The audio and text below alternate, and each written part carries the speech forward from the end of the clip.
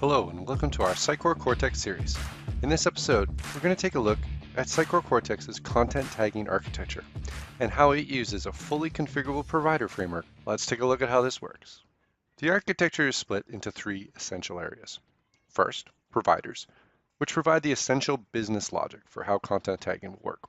Secondly, configuration, which allows you to control how all the business logic is pulled together. Finally, pipelines. These allow you to have a more granular control over your customization. You can extend any of these parts of the architecture to provide your own customizations. For example, SXA has a specific SXA content tagging implementation that's used instead of the default one, so that SXA specific tag fields are populated.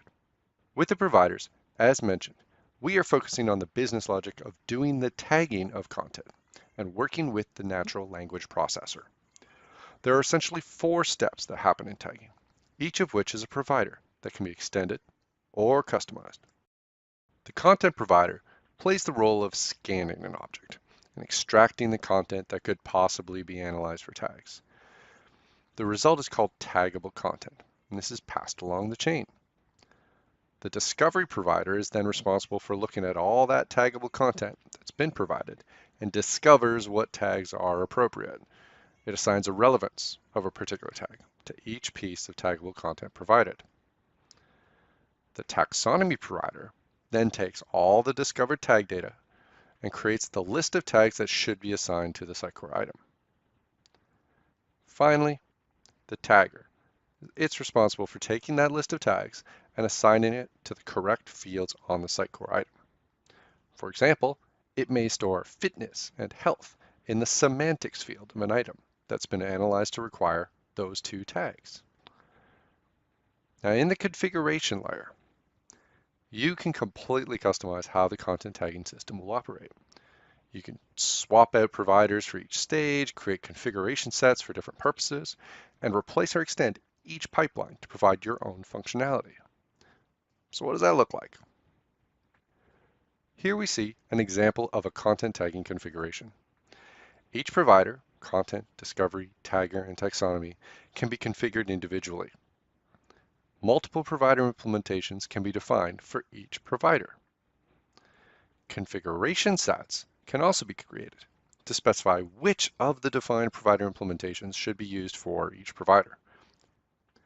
In this example, we see the default providers all being added into the list of available providers. We then see a configuration set named default, which specifies which of the available providers should be loaded for that default configuration set.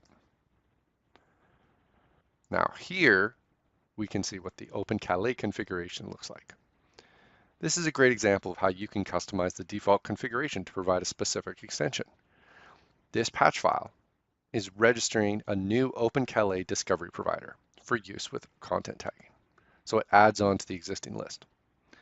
Then it updates the default configuration set to use that Open Calais discovery provider instead of the default one. Another example can be seen in SXA. With this configuration patch, SXA is customizing Cortex Content Tagging to provide SXA-specific implementations. First, it registers two new providers to add to the list, one for the tagger and one for the taxonomy. Next, unlike the Open Calais configuration, this patch file is going to define a new configuration set. Rather than update the default providers, this new configuration set is named SXA and uses the Open Calais for the discovery.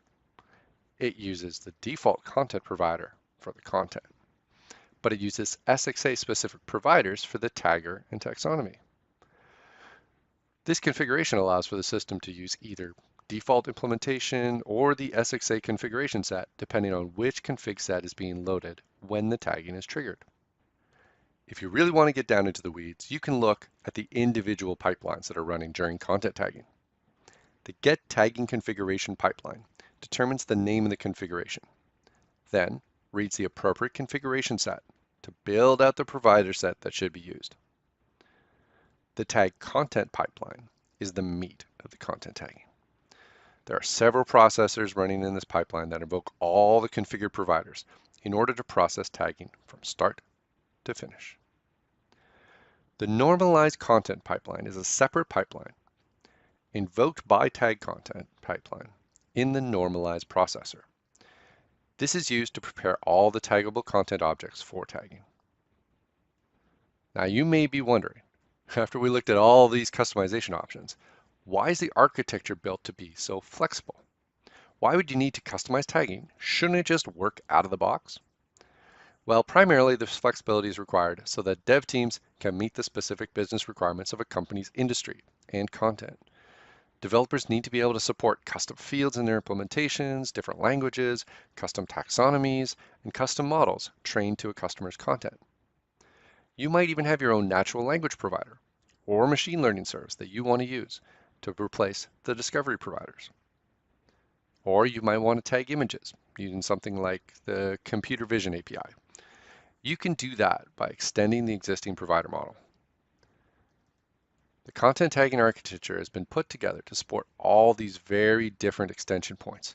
If you want to tag content, you can do it with Cortex Content Tagging. Thanks so much for listening. Stay tuned for more episodes in our Sitecore Cortex series.